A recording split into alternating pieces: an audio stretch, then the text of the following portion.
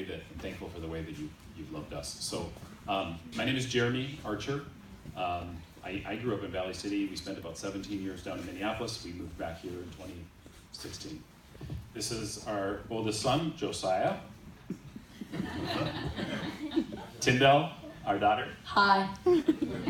And my wife, Shannon. So, did you want me to share how we came here? Yeah? Yep, okay. So I had mentioned we lived in Minneapolis for 17 years. And prior to that, we lived in Fargo for a short time.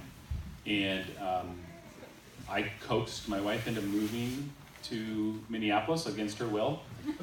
And she asked for 17 years to come home. And we had a really great church that we loved very much, and a school for our kids that we loved very much. And so leaving was hard.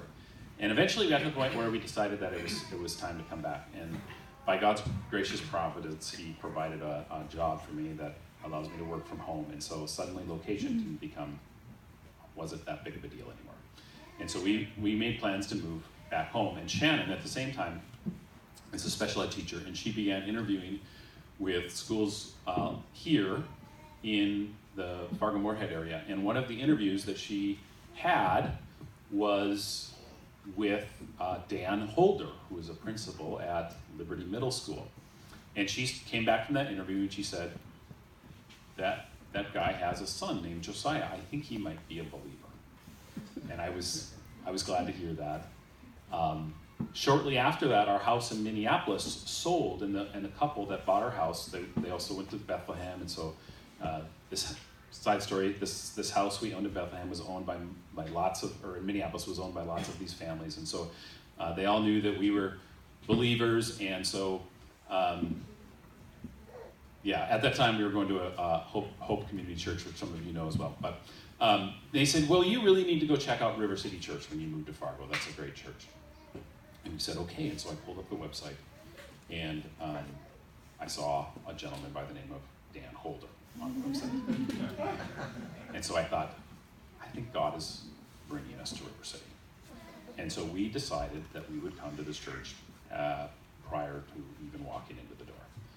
And we were, I think, pretty thankful for that. And so in June, I think we came. We were house shopping, or maybe somewhere around there, and visited, and then we sort of regularly attending a couple months later, I think.